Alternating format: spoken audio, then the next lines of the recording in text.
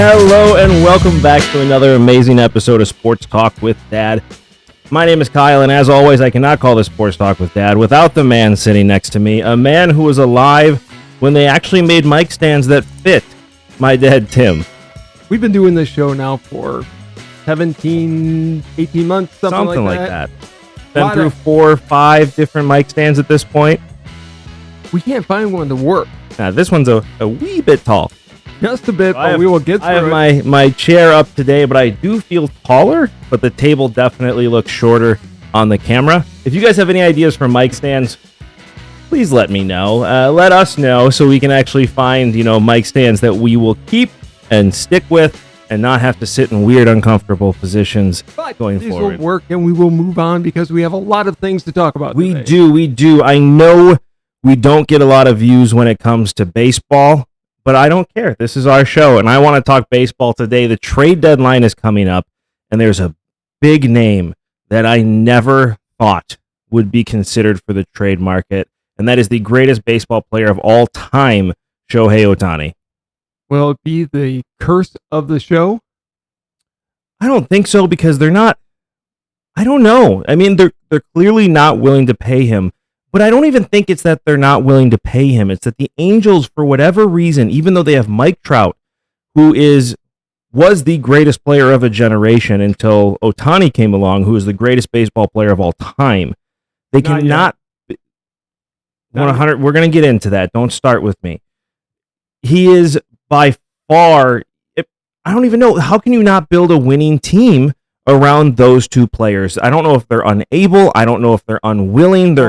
Trout's been injured this year, so that hurts. Before that, I know the Angels they've always struggled to build good teams. I mean, back in the early 80s, they had good teams. They've had a couple since then, but they haven't been able to be consistent. And I don't know if it's because they compete with the Dodgers.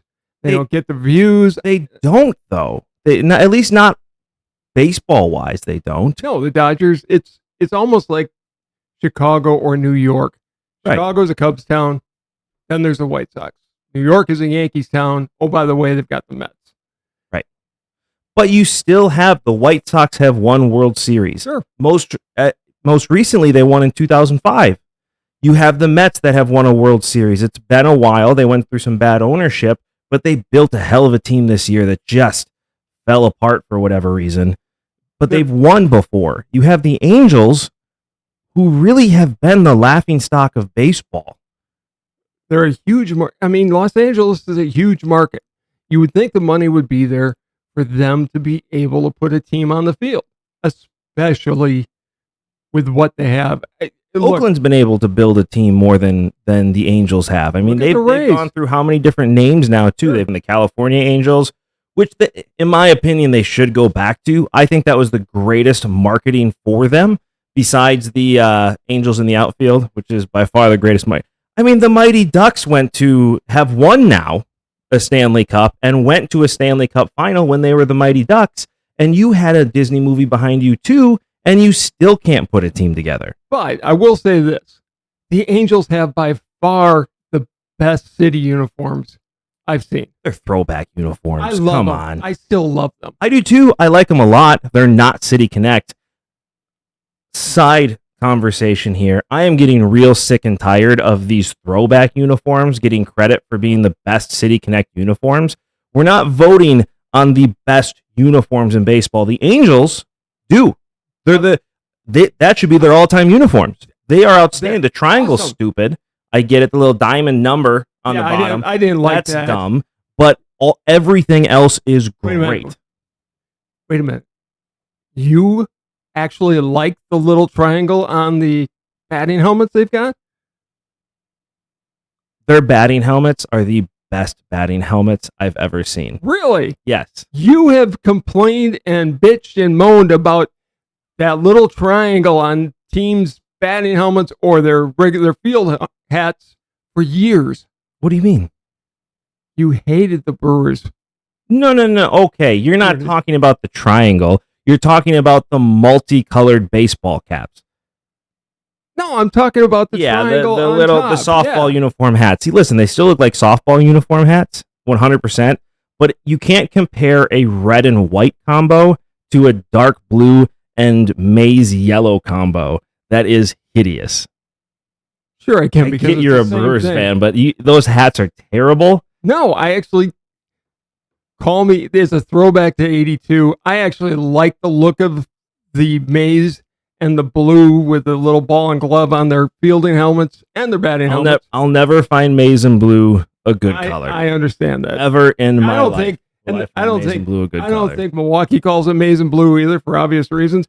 But the Angels had their uniforms are just outstanding. They're great. And they need to go back to the California Angels. It was better for the state to get them. Otherwise, now you're the Los Angeles Angels. We have Los Angeles Dodgers. So what's the point? You were supposed to be California's team. But either way, they can't seem to build a team there. And so Ohtani wants to win. Why wouldn't he want to win? So there's two possibilities with Ohtani. They could trade him at the deadline on a rental to somebody, which I hate. And we talked about this at length. We can eliminate all that crap if you went to the Kearney plan, and you should watch that episode.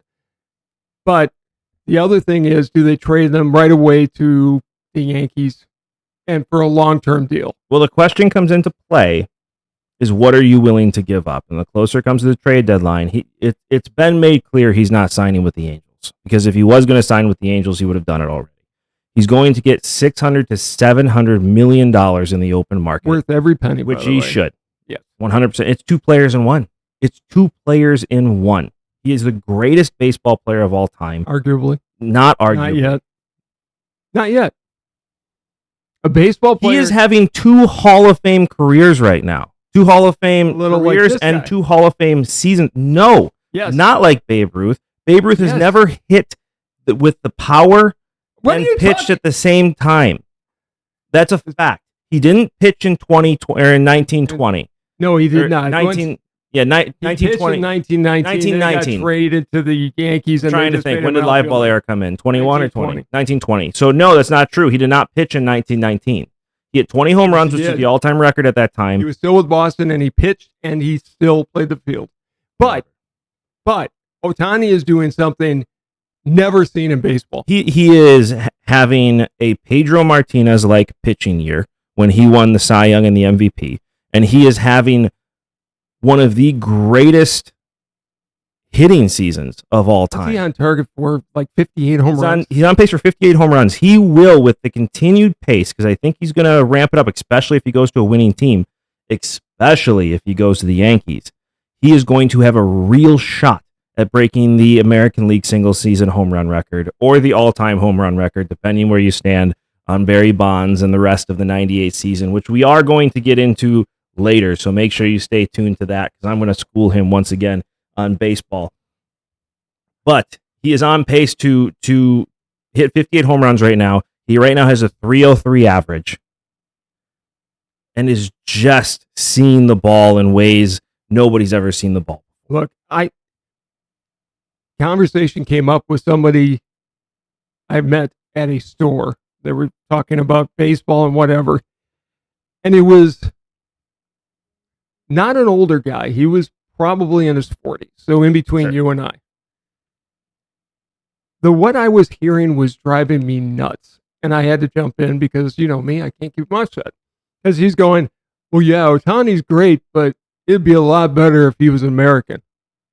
Excuse me? Yeah, it was so stupid. The man, I don't care. Baseball is an international sport. Japan got baseball from us. Ohtani has, look, he's been in the league 4 or 5 years now. My rule and my line has always been, you got to play in the league 10 years. You're wrong, but no, I'm not wrong. You got to play in the league. I mean, if he ended his career after this season, he'd be a borderline Hall of Famer. He'd be a Hall of Famer. If he continues the pace he is on now, both pitching and hitting, he is a Hall of Famer at the end of this year. If you are the most dominant player in baseball for 5+ years, you are a Hall of Famer. And I hate baseball for that. No, it's not. And if you have a stretch of 5 years where you are the greatest player in the game, you should be in the Hall of Fame. No, this 10-year nonsense. This is not football. People don't last as long all the time. Baseball is, most great players stay in baseball for 15, 18 years. Mickey Mantle fell off at his 7-year mark. Because Mickey Mantle doesn't matter. You're saying Mickey Mantle was the greatest center fielder for 7 years. Mickey Mantle was the most dominant switch hitter from the early 50s to the late 60s. No. 10 years. He was a 10-year period. He played for 10 years? No, he played for longer. And to say he's the most dominant switch hitter in a time where people didn't really switch hit. He was.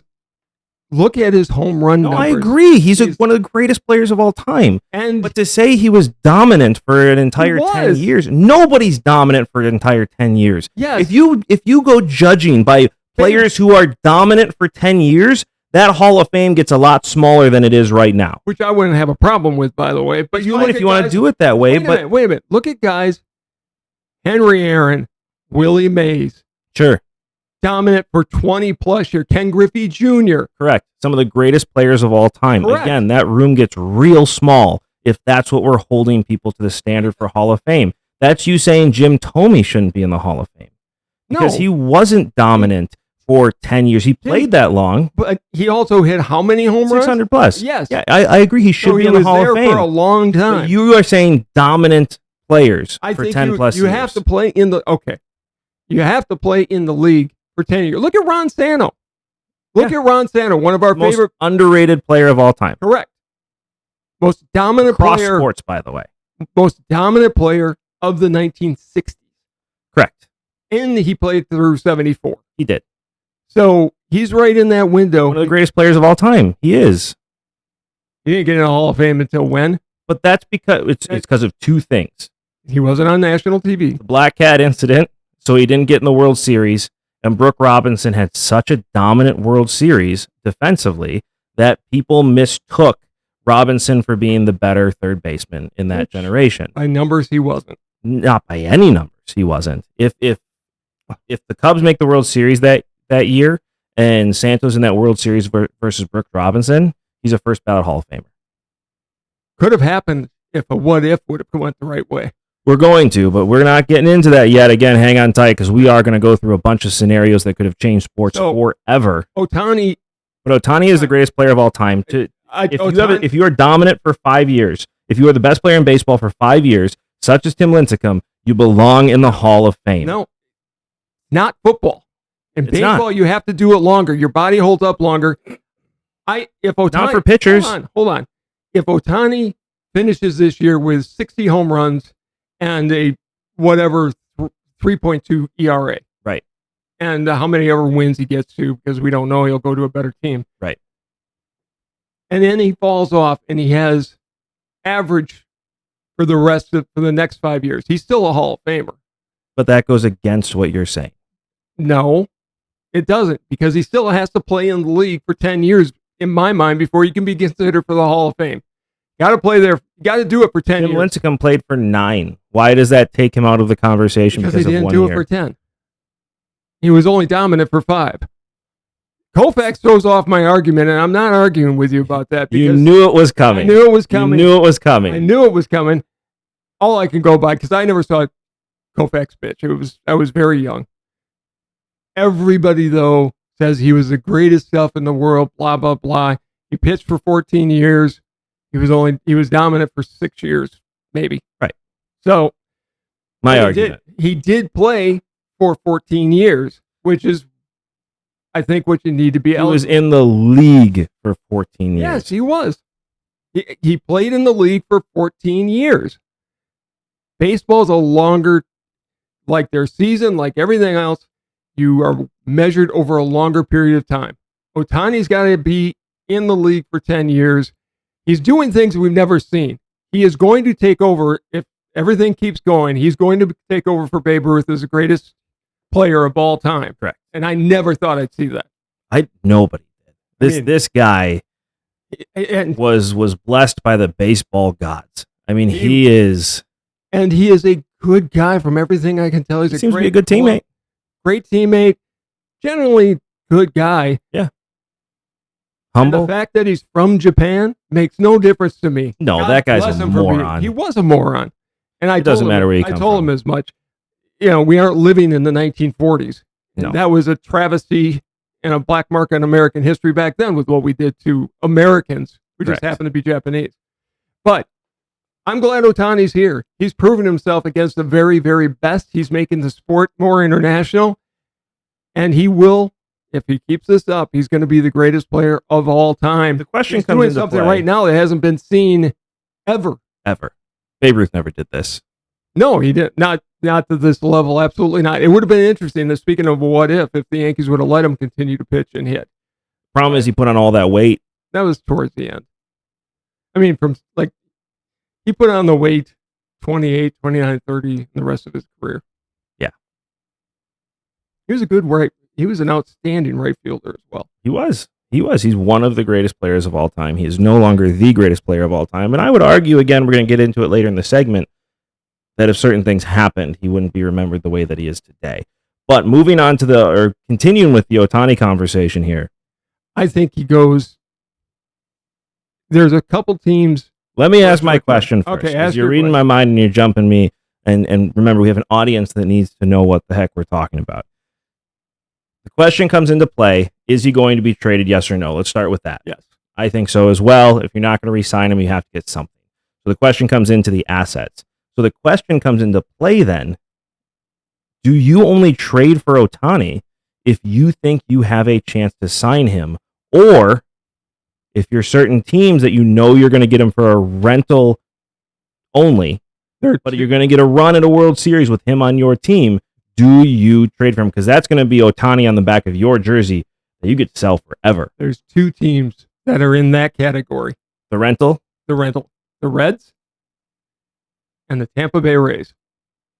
There's more than that. What about the Rangers? I think the Rangers would want to sign him long term. I think they would, but they can't.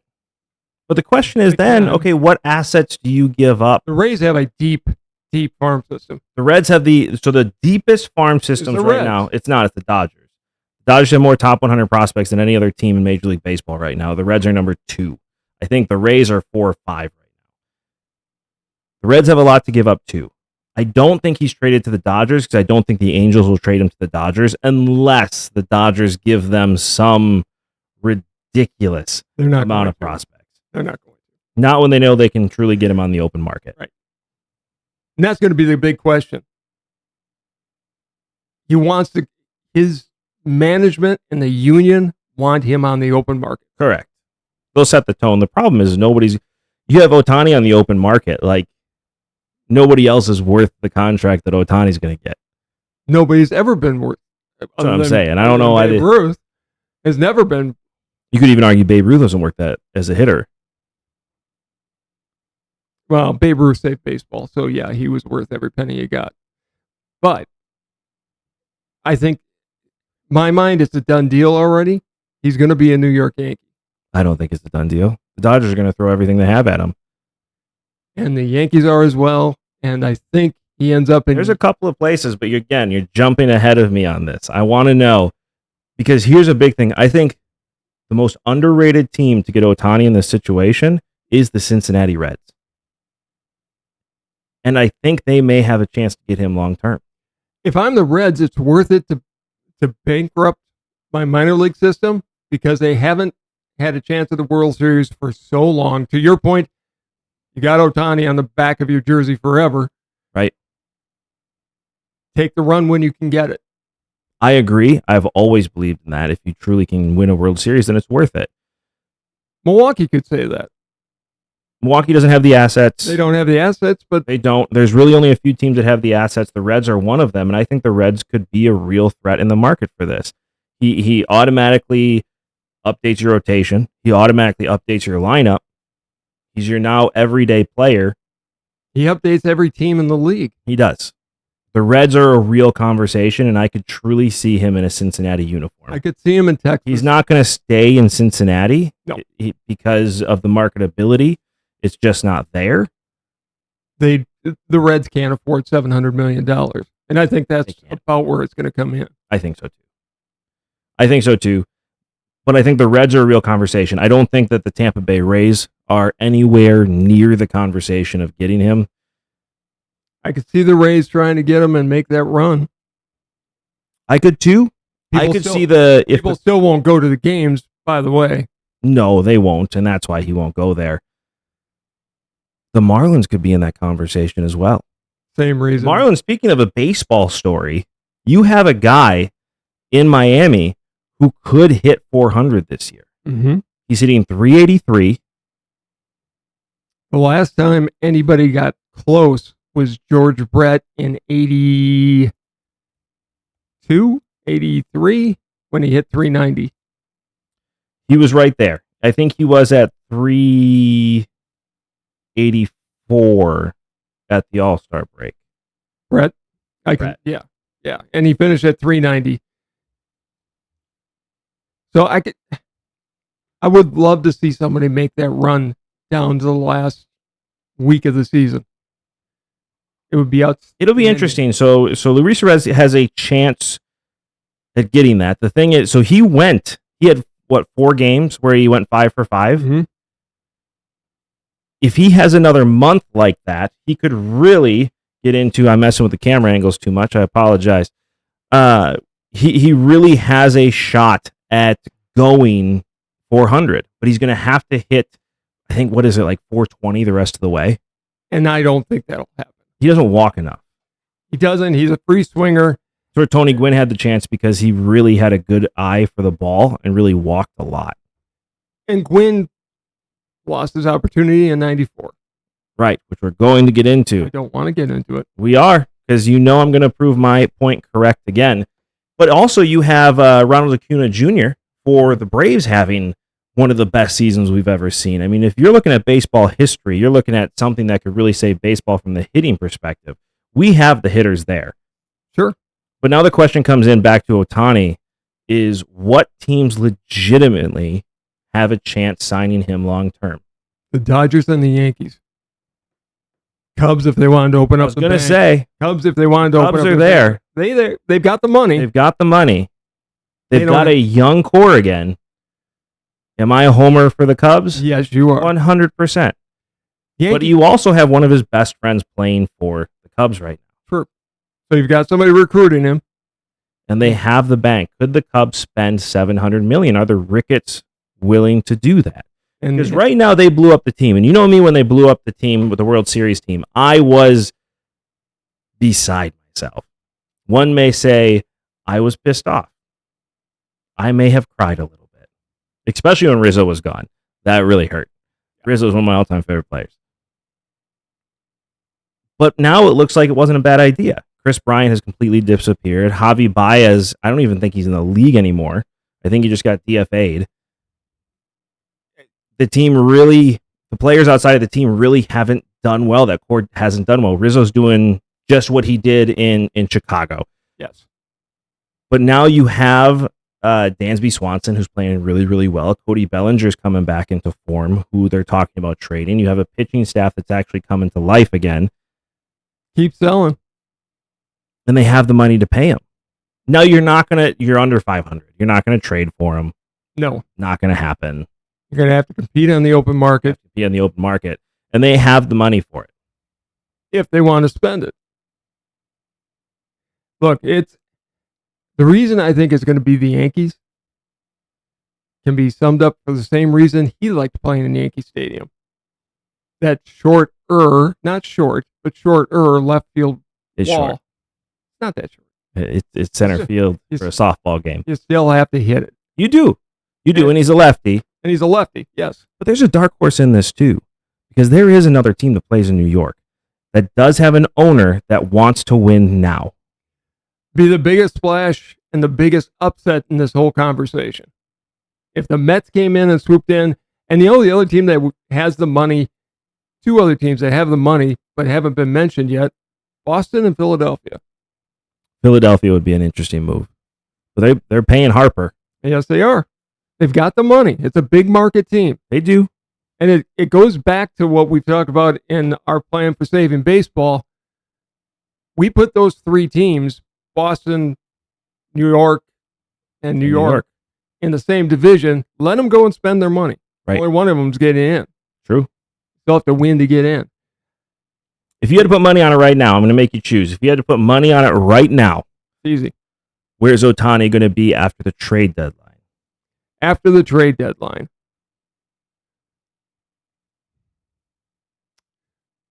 Here's my one thought about why he won't be traded. Because if you don't trade him, will you lose him? Yes, probably. But you're not going to have anybody in your stands for the rest of the season. And the team would lose so much momentum and so much cachet. It'd hurt the franchise long term. So I could see him staying with the Angels, and the Angels is going, look, we're going to try to re-sign him if we can. I could too. The fans would accept that. If he is traded, I still think he ends up in New York as a Yankee. Now he's told you, or at least his representation has told you, that he's not going to sign with the Angels. So it is your responsibility to get as much back as you can for him, because otherwise you're just getting a compensation pick for him leaving, and that's it. I think he goes to the Yankees. I don't think the Yankees have enough assets to trade to the Angels. Dodgers make sense because they do have a great farm system. I don't think that they will trade to the Dodgers just because it's the Dodgers. I wouldn't. I lean towards he's going to stay with the Angels. I lean towards he's not going anywhere, and the Angels are going to milk this for as much as they can before he's gone. And I don't think that's a bad move. If I have to say he is being traded, believe it or not, Reds. The Cincinnati Reds. The Cincinnati Reds make the move. They trade the assets, and they make the run. You have De La Cruz, who is the most exciting player in baseball right now, besides Ohtani, in my opinion. Most fun to watch, for sure. You have a good pitching staff. You can make some other moves on the open market. Stroman from the Cubs is available. You can make that trade in division. There's other pitching prospects from Detroit available. I could see Texas being in this conversation. Texas is 100% in that conversation too, but again, it's about assets. How much are you willing to give up? Dodgers will give up everything, but they're not going to do it. Then the question becomes, where do you see him next year? You think he's in pinstripes? I think he's going to have the NY on the front. I think. And he can keep 17 because that's a number that hasn't been retired in New York. One of the few. I think he's a Chicago Cub next year. You heard it here first. Cubs signed him to a $700 million contract. He's in the Windy City. It is a pitching park in the fall and spring, and it is a hitter's park in the summertime. He's got the power. He can take it out anytime. He can. I think he's Chicago Cub. Do I really deep down? No. But I'm going to will it into existence because that's the type of person that I am. You're going to manifest. Put it out into the world. As ridiculous as that sounds, you let me know, by the way, what you think in the comments below. And while you're down there, like, subscribe, and hit that notification bell. And by the way, so you get to enjoy this show as much as we enjoy making it. And thank you to the almost 60,000 subscribers. Agreed. It's been a crazy run. It's been a fun run. It has. It really has. Really, without you guys as subscribers, we probably wouldn't still be running with this right now. So thank you for continuing to watch because we plan on doing this for a long time to come. I want to get to 99,999 this year. I want to get to 100,000 because don't forget, if we get to 100,000 by December 31st, he gets a tattoo of the Sports Talk with Dad logo, and I'll film it. And I'd love to see it. It would be one of my all-time favorite moments. Because he also says he's going to do it on his leg. I did not say on the that. calf. I did not say which that. is the most painful spot to get a tattoo. So that's going to be fun to see. I so did not say that. Where are you going to get it? It has to be visible. That's the rule. Face tattoo. Probably my shoulder. You wear t-shirts all the time. Oh, well. Not visible. Okay, my forearm's always visible. Even better. Even better. I don't want painful spot. Nobody's going to see it on my leg on the camera. Not ink. Oh, there you go. All right.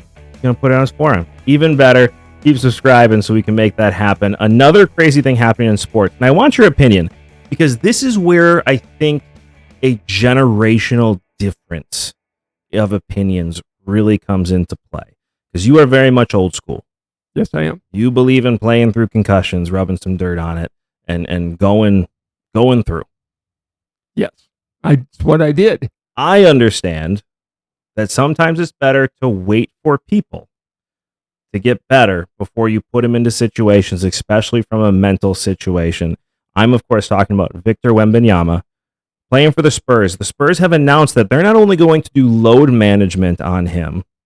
What does they're that going mean? to do load management, meaning they're not going to play him every single game. But it also means they're going to do competitive management, which means they're not going to play him against some of the better teams in the league. Oh, so he's not going to ever get to be better than the rest of the league because he's never going to play against that kind of talent. He's 19 years old. So what? He's got to learn how to play and be. Never played American baseball, which is much more physical, or basketball. Baseball in the mind. He's never played competitive basketball in the United States before, which is a very different, more physical game. This isn't like when LeBron James came in, where he had been playing American basketball at the AAU level, the high school level, by the time he came in, playing against some of the best talent in the world his entire life.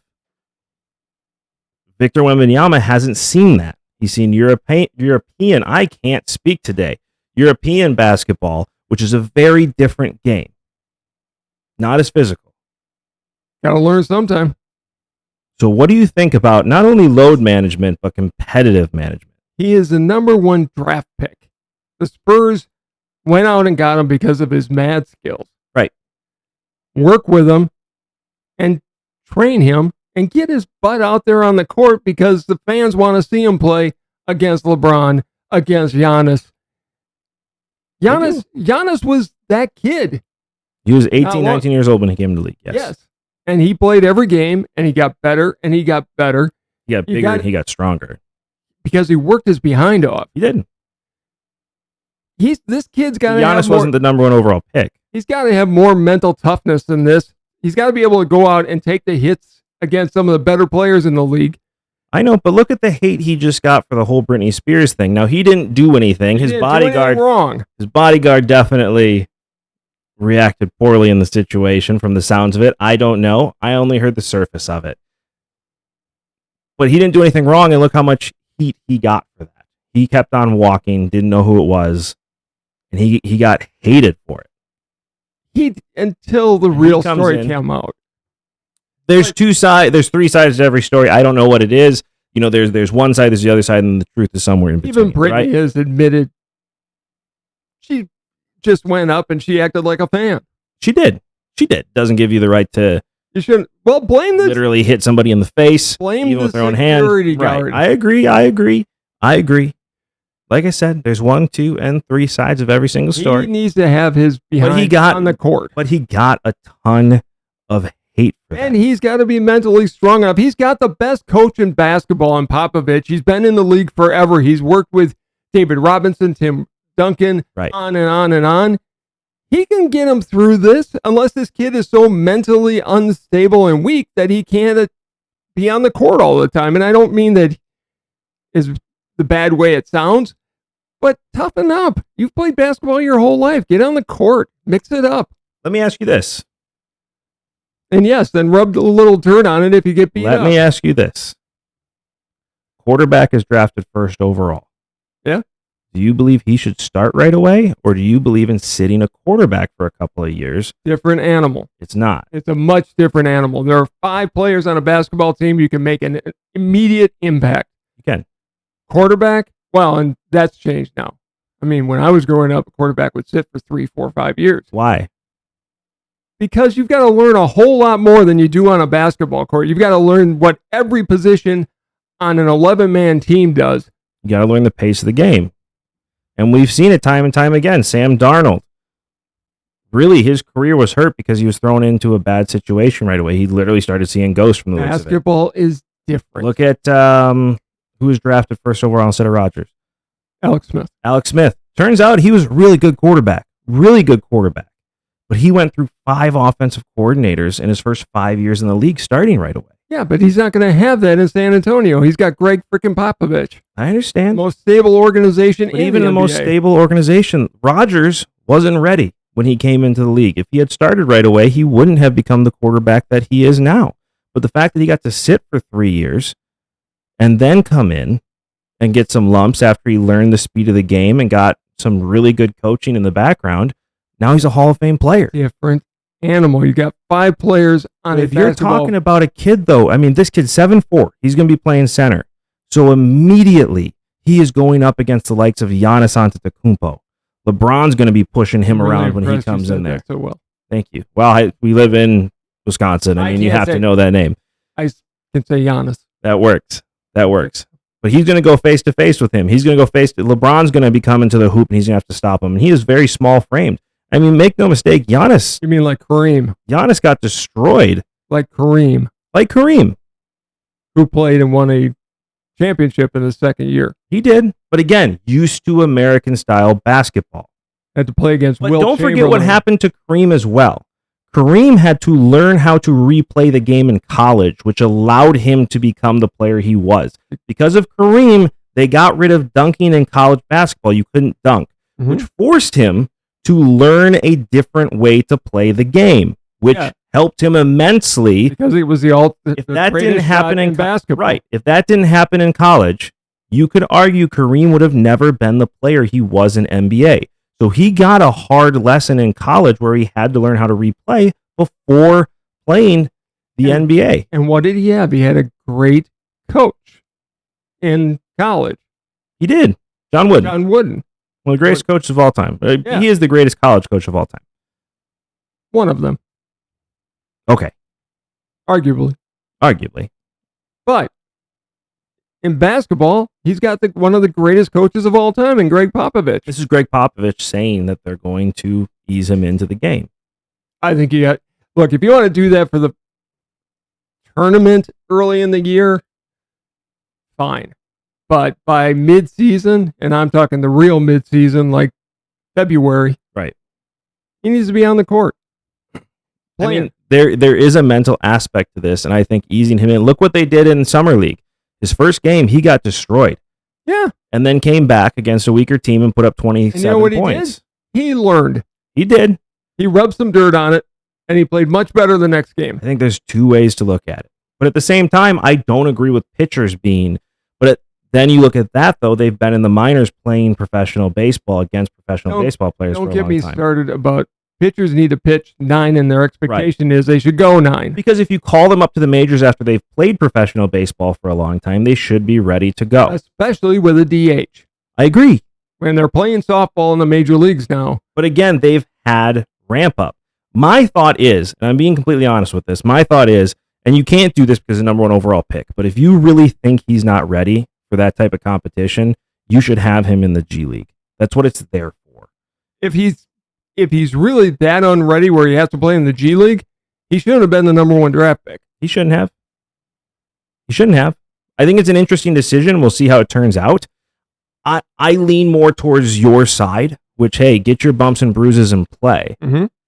But if you are going to literally do load management specifically because you want him to focus on strength training instead, that's a different animal. You can still have him go into a game against LeBron or Giannis for 10 to 15 minutes. I agree, but if you're going to have him in the weight room nonstop and tiring him out in the weight room instead, and then have him do some sort of basketball practice afterwards, I understand that. He needs to get bigger. He needs to eat. He is 7'4", and I don't even know how much he weighs. He reminds me of a guy, and I don't even know if you all know who this is, but Manute Bol. Yeah, sure. He was very, very thin. Yeah. Huge, but thin. Right. And never did get big. No. And it hurt him. And maybe he won't be able to get big. Kareem got fairly muscular as the years went on. Kareem was bigger than you thought. Yeah, he had a lot of muscle packed in. That's like saying Shaq wasn't big when he came into the league. I mean, that dude was nothing but muscle. Shaq and Wilt Chamberlain are the 2 guys of that height that were just built like bodybuilders. Right. And having a regular male body, right, if that makes sense. I mean, if you think about it, who's the Chinese player? Yao Ming. Yao Ming was bigger than this kid, or at least looked more muscular than this kid did when he came into the league. This kid is still growing. He's still growing, and he's still growing into his adult body. And that's where load management isn't a bad thing. And he should be working with a nutritionist. But I still think you have to get out there and earn your lumps. If you're going to load management, don't keep him away from competition. Let him go out and play against some of it. Get a taste of it. And then he'll be ready for next year. But to just keep him away from the Giannis's and the LeBrons, I think it's going to hurt him more than help him, because he's always going to have that intimidation factor because he's never played against him. I think there's a lot to it. It's going to be interesting to see what that type of competition management looks like. I think that's over. I honestly think it's overblown. I think they're going to let him play, but we'll see what happens. You let us know what you think in the comments below, and while you're down there, like, subscribe, and hit that notification bell so you get to enjoy this show as much as we enjoy making it. I have to tell you, so I put this Reds bobblehead up, and love that one. I can't stop looking at it. It's from the 1960s. I'll be very careful, but I'm going to put this on camera because the backside of this guy, they actually have creases for his butt, and it's really throwing me off. Like they did it well. Full on with the butt here. They did it well, and it's weird. I didn't know that when I set him here today, and it keeps catching my eye. It's really throwing me off. That's where he keeps his chew. There you go. It's very realistic bobblehead. It's one of my favorite bobbleheads of all time. It's weirding me out. The British Open, or the Open as it is known, is coming up this weekend. Yes. Real question here. Rory McIlroy just won the Scottish Open, Scotland Open.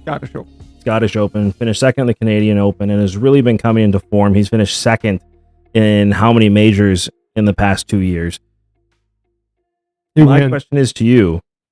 In the Open this year, you going with Rory or the field? Rory.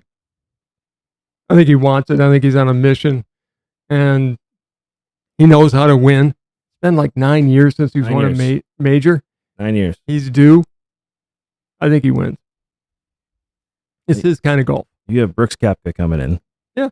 John Rahm's there. Yeah. Cam Smith. Yeah. Rory's on a mission. He will win. I'm rooting for Rory. I am too. And I love John Rahm. And I love watching Koepka because he's just insanely talented. It's hard to pick against the field with one player ever. This isn't Tiger. Well, Tiger didn't have the field that Rory's got to play. That's what I'm saying. That's what I'm saying. This isn't Tiger against the field where golf was really just starting to become popular. You have Ricky Fowler, who, without choking, wins the U.S. Open. Okay. I'm just going to let that lay there. You have a lot of really good players out there in that field that can really chase him down. I still think Rory wins. And I admit that's my heart talking. I want Rory to win because I want him to win the Open, and then I want him to win the Masters next year. He hasn't won a Masters yet. That's career Grand Slam if he wins it. It is. It's going to be tough. I don't know if his game, at least it hasn't translated into Augusta. It'll be interesting to see. Times. He's finished second, but I'm just saying. Yeah. He's a very long golfer. Doesn't always work in the Masters. No, the Masters is all about putting. He's gotten his putter back. He was putting really well before, missed a couple that cost him. I'm hoping it's Rory. I'd like to see him win again. I'd like to see him win the Masters and really just take over that spot that we've been missing since Tiger. I got to take the field on this one. We'll find out. That does lead us into our final segment here, which is the segment we've been excited to do, the what ifs of sports. We got several what ifs here. I got a list of them here. I want to know your thought. I'm going to put my thought on it too. Starting off, since we have been talking about golf here, what if Tiger never gets hurt in 2008? If he never gets hurt, if he never has the issue that he had that threw him, more than getting hurt, I think the whole thing with his wife. Dad dies in that situation. He had plenty of affairs that got ugly. Yeah. Public persona was destroyed. Divorce went away. If he doesn't have those issues, he's winning 21, 22 majors at least. What if this car accident never happened? Do you think that he would have beaten Jack's record? No, I don't think he would have caught him, but I think he would have won one more because he had the kind of game that he could have won in Augusta at 55. I don't think he would have done it anyplace else. I still think he can come back and win another one. Tiger? One magical run. I think he can do it. With his leg? 4 days. Did you see him walk last year or try to walk? All he needs to do is put together 4 days and walk off into the sunset. Have you seen his leg? All he needs to do is put together 4 days God needs to come down and bless that man with no pain for 4 days. Okay, as someone who's had a couple surgeries myself, he's never going to have another day of his life without pain, yet alone 4 in a row. Just isn't going to happen. 4 days. Have you seen what he's got to walk? It's not like he can take a cart. Here's my question. Do you think he plays when he gets to the senior circuit? No. He can use a cart? No. He'll focus more on Charlie, I think, and being there with Charlie. I really do. I don't think he ever plays on the senior. By the way, Steve Stricker won another senior major over the weekend, so congratulations, Steve. Better than I could ever do. Much. He is a guy that really got hurt by the courses getting lengthened. Yes. Because he never had the distance, but he had the rest of the game. He's got the best short game in all of golf. And that's why he's ruling the senior tour right now. Yeah. It's a shorter game. And he's destroying everybody. I think he's a Hall of Famer. He's not yet. I think because of... Has he been dominant for 10 years? No. Yes. 20 years, actually.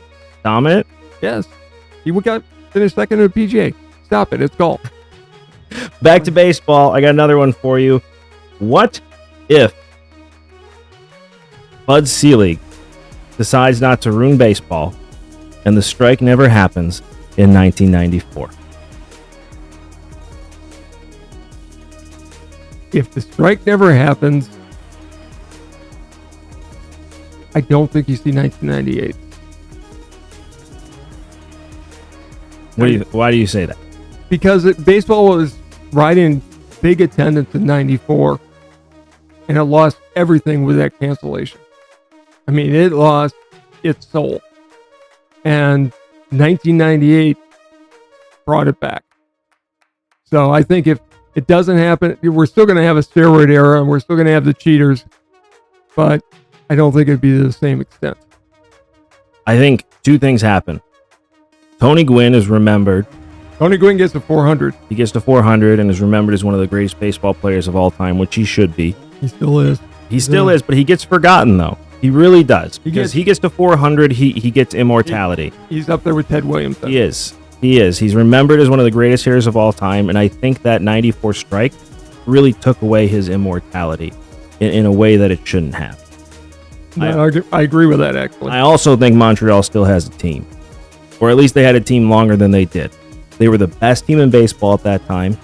They had Pedro Martinez on that team. They had Vlad Guerrero on that team. They had a lot of really good players on that team and a good young core. They did. And I think they could have rode that from a World Series win in 94 and really gone down in history. That would have made it interesting because Washington's still going to get a team, but where are they going to come from? I think instead of going to Tampa, they go to Washington. I think Tampa never gets a team. The only reason, well, I guess that's not true because Tampa did come in way before. Yeah. They came into Washington. I can't remember the dates. They came into the 90s. They didn't move to Washington until when? When did the Expos move to Washington? Can't remember. But I could have seen the Rays, because I think the Rays came in 98. When did the Expos move? 2005. Okay. So the Rays came in 98 when Montreal was still there. But I think they had in the back of their mind that Montreal was going to move to Washington. Because if you think about it, they came in 98. At that point they did. They knew Montreal wasn't going to last. Montreal had a bad stadium situation. Giving them another team, it's still a bad stadium situation, which is why I don't think Montreal, especially now, will never see a team. But if they win the World Series, I think the conversations happen at that point to build a new stadium. Why wouldn't you build a World Series team, a new stadium? Why wouldn't you build a team that had Vlad Guerrero, that had Pedro Martinez? Because you're going to start signing them to long-term deals at that point. I don't know. Ask Oakland and Tampa. That's a different ballgame. That's also the fact that the owner wasn't willing to spend on a team. And there was no guarantee he was going to spend if they built him a new team. The attendance was down, even when they were winning. That's Oakland not wanting teams anymore. Right? That's on the city of Oakland. That's a different story. Okay. Next, what if? What if, even with the strike, what if 98 doesn't happen and Barry Bonds never goes to steroids? and never breaks those home run records. Barry Bonds is recognized as one of the greatest players of all time if he doesn't juice. How many home runs do you think he gets? Oh, You think he gets to 600 even? no, I think he would have been in the maybe 450 range. I think he would have broken 400. I think he would have gotten over 500 home runs. I really do. He might have built himself up. I don't know if he would have gotten to that point. I mean, there are some analytics. ESPN did a study on it and said he would have gotten to 536 without the roids. Sounds about right. He had a lot more stolen bases. He was a 5-tool player. Yeah. And he just became he would have been considered maybe he might have exceeded Willie Mays as number 2 on the list behind Babe Ruth. And now Ohtani. I don't think he's ever listed as that type of player. He was an outstanding player. He's there with Griffey. He and Griffey are in the same conversation. Yeah, and I think he had a chance to be. He was in the Mays conversation, just like Griffey was. Yeah. So he would have still been a Hall of Famer, but ego wrote checks. What about 98? What about the home run race? What about it? What if it never happens? With 94 or without? With 94. With 94, I think baseball takes longer to recover. And maybe they go to the Carney plant a lot earlier. They would have had to get more creative with baseball to make it more interesting. I think a lot of rule changes would have happened a lot sooner to bring people in. But also, I think hitting isn't as big of a deal. I really don't. I think 98, as much as I love it, Bud Selig definitely ruined the sport with allowing that to happen to save his own ass from what mistakes he made in 94. Because that is what happened, and he threw his players under the bus. And if he doesn't do that, then, it's a different conversation. I'm not even going to argue with it. But I think if 98 doesn't happen, the focus stays on the pitcher, because the pitchers are still your stars. Roger Clemens is still the pitcher he is.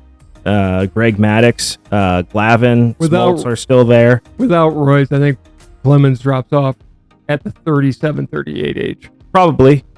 Yeah, he might have hung on for another couple of years, and he would have been in the Hall of Fame. But again, there's no proof that Roger Clemens used steroids. He was proven innocent in a court of law. Okay. I'm just saying, there's no proof that he did that. Look, and I follow your own rule. If you didn't do anything, you screamed to the rooftops, so you didn't do anything. And he did. That's what he did, and he won. He did win. Just saying. Yep. I think that Alex Rodriguez he goes down as one of the greatest players of all time. Probably the greatest shortstop of all time. I still think he is. I really do. But I can't take that away from him. He juiced, so he can. He ruined himself. I mean, it doesn't take away his ability as a shortstop. Look, he should have been shortstop in New York as a Yankee. Yeah, McGuire's career is a lot shorter. Sosa's career is a lot shorter. Sosa never has a career. Probably not. He wasn't anything with the White Sox. He was a punch and Judy hitter when he came up. Yeah. So, and McGuire. But I also think you lose a generation of baseball fans.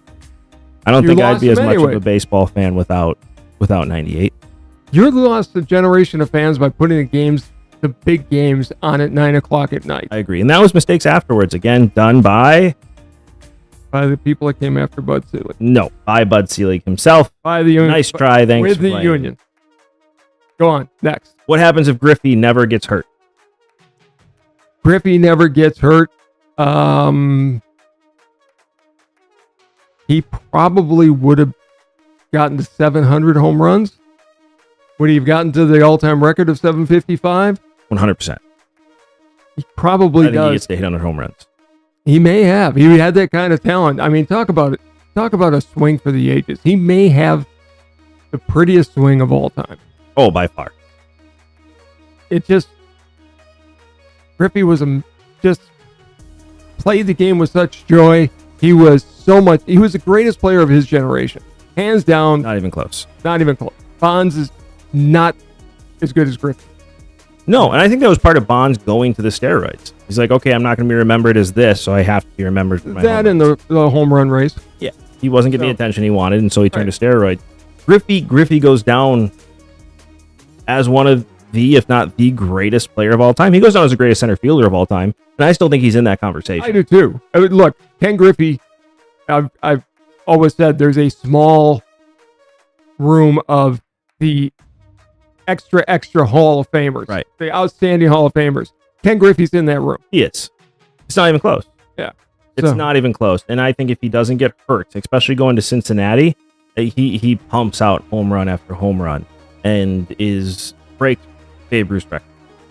Or Hank Aaron's record. Babe Ruth's record and Hank Aaron's record. I'm sorry. Babe Ruth is sitting in front of me right now. He would have gotten the 714 easily.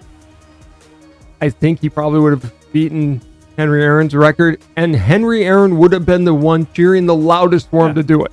For sure. He wouldn't have looked in the camera when the guy said, "Could you do it again and just smile?" And Henry Aaron said, "What exactly do I have to smile?" I got a few more for you here. Go We're going to ahead. switch off from baseball and get into football here. What if the Jets do not win Super Bowl III?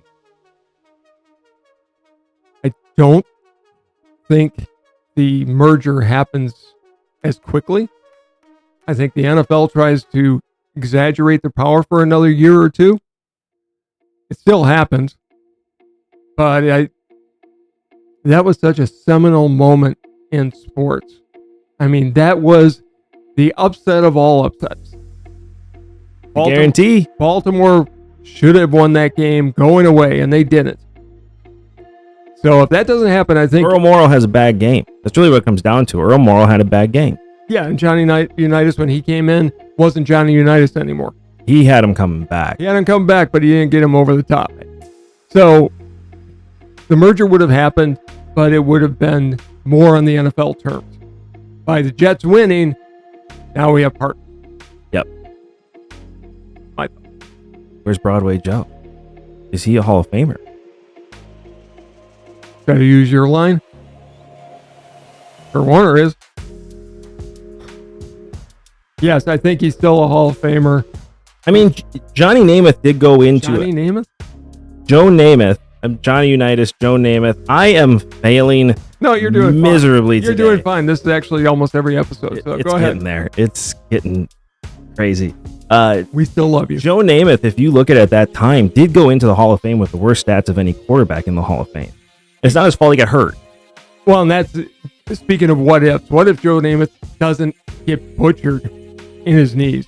I mean, back then, He plays for another 5 years and has stats we've never seen before. Right, He was that good of a talent.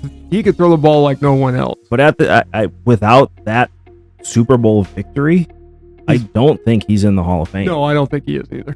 And again, if he stays healthy, he would have been in the Hall of Fame. But with him getting hurt, I don't think he goes in. I don't think he's remembered the way that he is.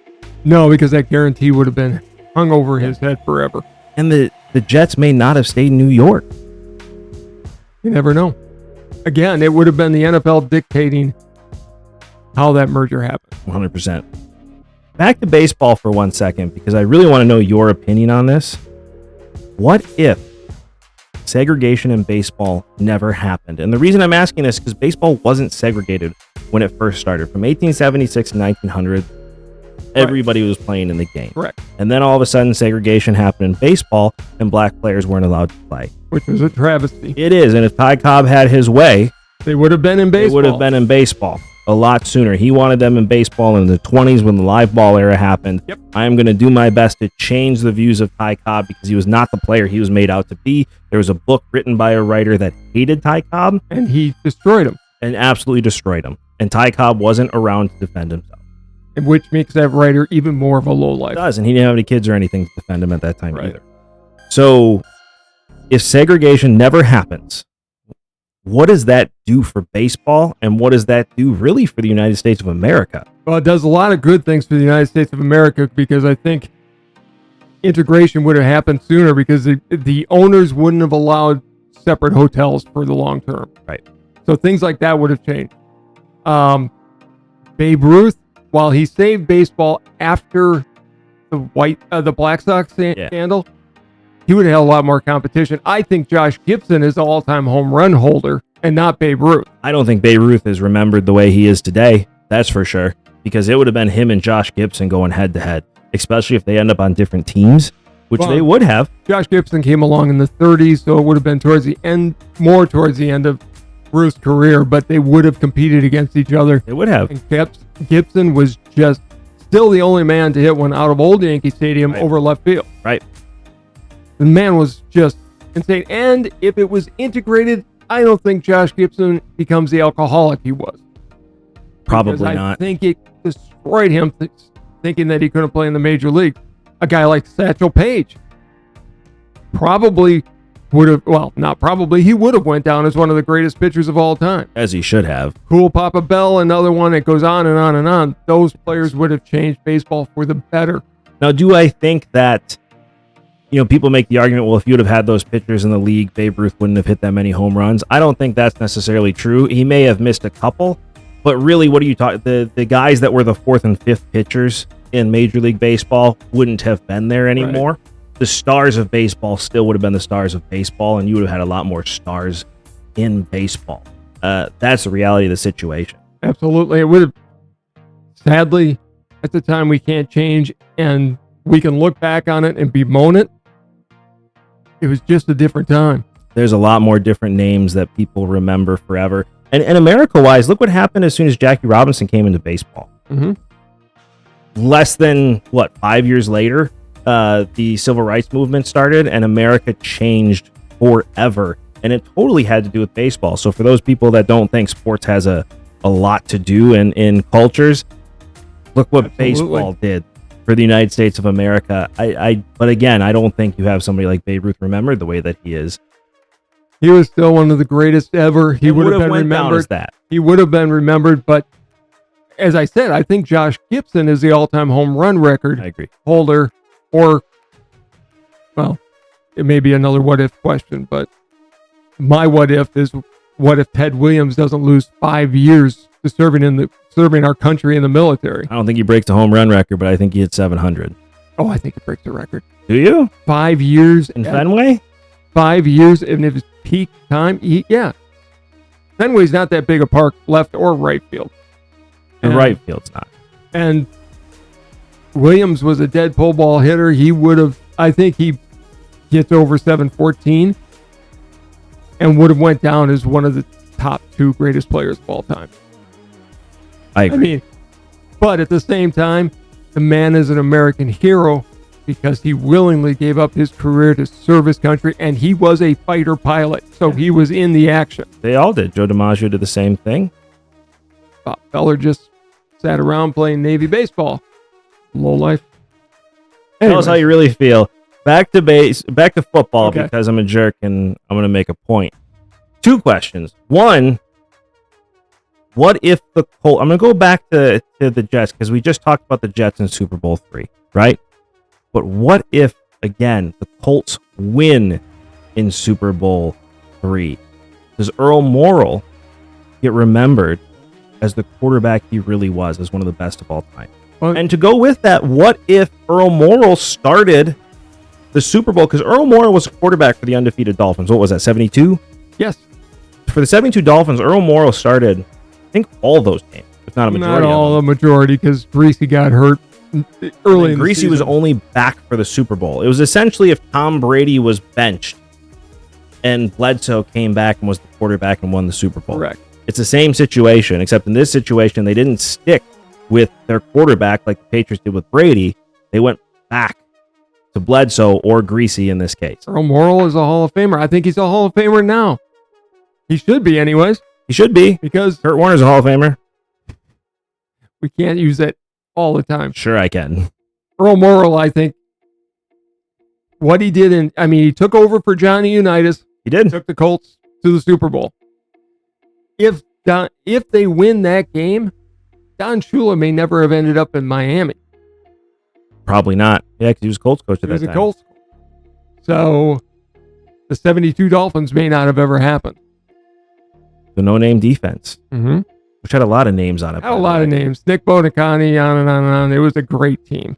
It really was. Earl Morrall is he now that Jerry Kramer's in the Hall of Fame, I think Earl Morrall hits greatest player not in the Hall of Fame. He's right up there. Because he was close in 2 games, and he won a Super Bowl. He did. I mean, without him... The Dolphins aren't undefeated, that's for sure.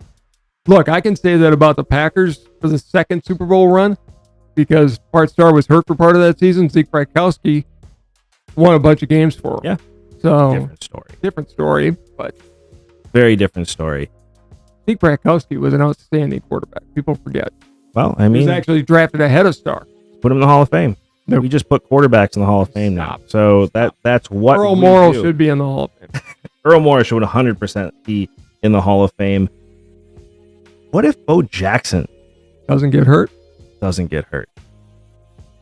You may have the first player of modern times to be in the baseball and the football Hall of Fame. He was that good. Do you think he could have stood up in baseball the way that he was playing? Yeah. He was just... I wish you would have seen him in his prime. I have never seen an athlete like him. He played against Deion Sanders. Deion Sanders wasn't even... He's forgotten about as a two-way player. Right. Bo Jackson is the two-way player. He was the best athlete maybe of the 20th century, certainly in the conversation with Jim Thorpe. He was that good. And I think he would have been a Hall of Famer, certainly in football, probably in baseball. Trying to make a comeback in baseball, but clearly, I mean, he had a full hip replacement. Right. I mean, and hip replacements have come a long way since. But even today, the fact that he came back and played in Major League Baseball. And played in the outfield, by the way. Yep. Not just as a DH, he actually played in the outfield. That's impressive by today's standards. This one's legacy in football, so it's kind of a two-parter. And because we're Packer fans, I have to ask this question. So I'm going to start off first and foremost. What if in 2007, because remember, the NFC Championship was the Green Bay Packers in Lambeau versus the New York Giants. Ended on interception. The Giants go on to beat the Patriots. Packers had a chance to win that game. There was a fumble. Our linebacker, Brady Papinga, tries to scoop and score instead of falling on the ball. Doesn't recover the fumble. It was 2020. If he recovers that fumble, Mason Crosby kicks a field goal. The Packers win. They go on and play. Was he the kicker then, or was it Ryan Long? Crosby was the kicker. He was. He was. In 2007, he was drafted in 2006. Okay. He goes on, kicks a field goal. Packers go to the Super Bowl versus the New England Patriots. Packers win. There's a lot of things that go into effect here by this one play. What if the Packers win that game? Favre is traded. Brett Favre's last year. Yeah, he walks. He retires. Last year. He retires. Happily retires at that. If they win the Super Bowl. If they win the Super Bowl, and they would have, because of the Packers, and they would have won. There's another part of this from the Giants side. Okay. Eli Manning doesn't win a Super Bowl. He goes on and wins another one. He might have won one versus Brady at that point, but he doesn't have two under his belt. What does it do to Eli's legacy if the Packers probably doesn't get in the Hall of Fame? He's a rock solid lock for going into the Hall of Fame right now. I mean, people get into the Hall of Fame because of stories. So Eli Manning winning one Super Bowl would have gotten to the Hall of Fame because of his brother. I mean, put Archie in if we get in by stories. I mean, really, Archie should be in the Hall of Fame right now because people get in because of their story and not their Could we talent. go on with the question at hand? I don't think Eli gets in. He wins one. But that's it. I mean, we don't see the greatest catch in Super Bowl history, the helmet catch. That wasn't great. We don't see Plexico Burress catching it in the corner, which was a great play. Don't remind me.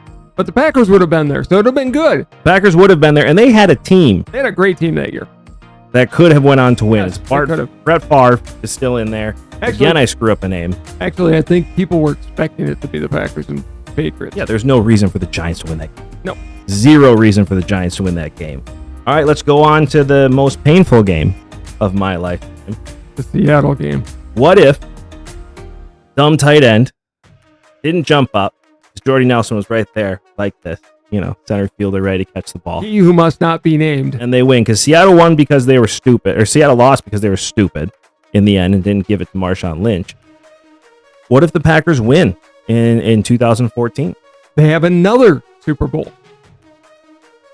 They would have won that Super Bowl. They were a great team that year.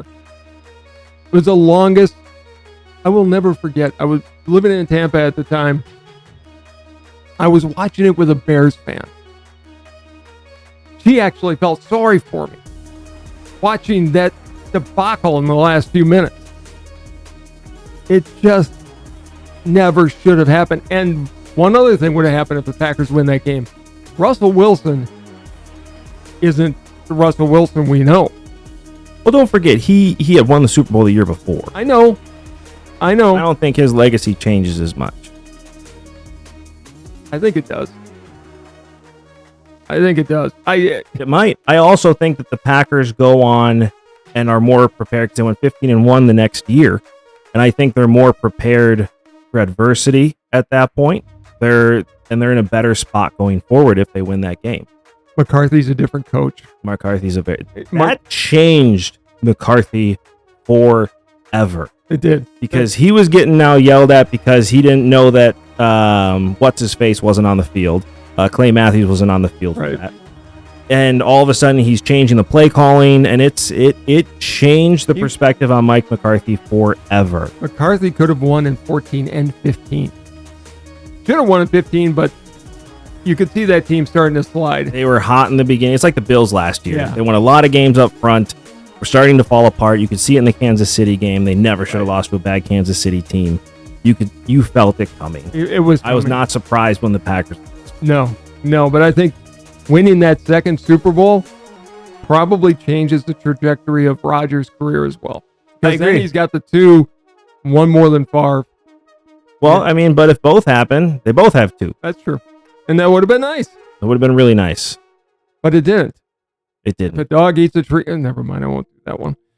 That's a good one, though. You have one on here I'm not saying. Which one? I'm not saying it. I'm not talking about it. What? Right. The number one pick? No. Oh. No. Which one? Cubs one. Oh. We're not talking about it.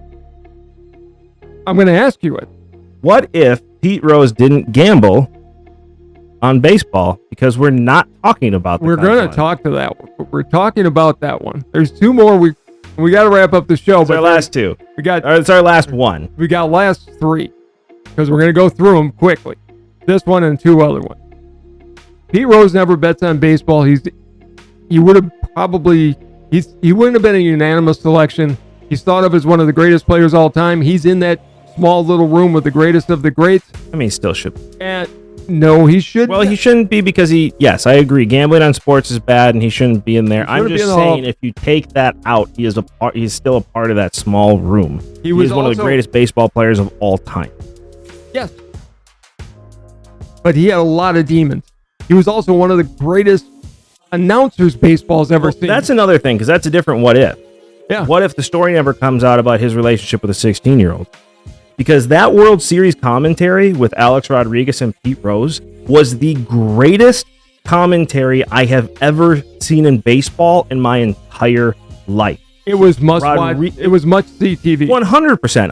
I've never turned into a pregame for a World Series or listened to a postgame of a World Series. You couldn't turn those two off. No, because they had such insights. I mean, they talked about hitting, and you knew you were talking to two guys who knew everything. Yeah. And knew things most people would never know. They played off each other really well because they had different perspectives and it didn't necessarily like each other. I couldn't get it. Pete Rose looked real goofy on TV, which was fun, but I was shocked at how good Pete Rose was on the air. He was outstanding. And that story comes out and it ruins him. If that story doesn't come out, he is still on Fox. I'm going to ask you the next one. What if? Don't do it. I'm not going to do that one. That's my last one. That's how we're ending. But the next one is, what if Aaron Rodgers is taken number one by San Francisco? He's not in the league anymore. He's out of the league. He's Sam Darnold. I agree. He wasn't ready. I mean, look at his motion coming out of college. It was all the way up here. There was a reason he wasn't signed by colleges. There was a reason he fell in the draft. Well, and it wasn't because nobody saw Rodgers coming. Because he wasn't that type of player. Wait a minute. Up to 2 weeks before the draft, he was the number one pick. I don't think he was. I think it was all conjecture by the media. I think he may have been, but he wouldn't have. Two things happened to change his life. The biggest one, he met Bart Starr. Yeah. And Bart Starr told him Brett Favre doesn't have to talk to you, but you need to watch and learn. Right. Well, he's such a fan of the history of the game I mean, that's Rogers' character through and through. I mean, he's gone a little cuckoo for Cocoa Puffs lately, but you can't deny he's got great character and great respect. Great respect for the NFL and for the Packers. He loved being a Green Bay Packer. He did, and he's Packer Hall of Famer. He is a Packer for the rest of his life. Number will get retired. Favre will be there. Everybody, yeah. And I mean, one of the greatest moments. Sherry Starr will be there as long as she's still around at that time. She's still around, which hopefully she will. Okay, last one. I don't want to do it. I'm going to do it. Don't want to do it. What if Bartman doesn't make a play for that ball? And more importantly, what if Ramirez Gonzalez? No, who's in the outfield? My mind just blanked. Moises Alou. Thank you. Well, that's the real question. What if Moises Alou doesn't act like a 2-year-old? Acts like a professional and just gets rid of it and lets it go. Question isn't about Bartman. There's no guarantee Moises Alou catches that ball. Does it look like it's in his glove? Yeah, 100%. But you can't say he would have caught that ball. No. It was in foul territory, in the stands. That game should not be called. He could have pulled his glove out, and it falls out of his glove. You just don't know. You're going into a crowd. Other people were reaching for that ball. If Bartman's not there, the guy next to him sure as hell is going to touch it. The bigger question of that game is how badly Dusty Baker handled it. Yeah, I've said that forever. I know, but I'm giving you in this show. I'm giving you a chance. He should have come out, brought the team together, and go, look. Dusty Baker completely mishandled that. He brought the team together. He didn't yell at Moises Alou, who was the leader of that team. Moises Alou didn't act like a leader of that team and completely overreacted, calling for fan interference in foul territory, which doesn't count. Well, Dusty Baker, in my mind, should have been charging out of that dugout, walked all the way out to left field, and look at Alou and tell him, get in there and play. Right. Be done with this. It's not the fans' fault. Right. You need to pull Pryor. He's clearly shaken. You need to be smart in that situation. Bring you got a young pitcher. You got Kerry Wood in the pen. You take out Mark Pryor. Mm-hmm. I remember being 2003. What was I? A freshman in high school? Something like that. Yeah. 8th grade, freshman in high school. I know we watched my freshman year. But even as a what would I have been? 14, 15-year-old kid, I was saying, why is Pryor still in this game? You were going nuts about it, actually. 100%.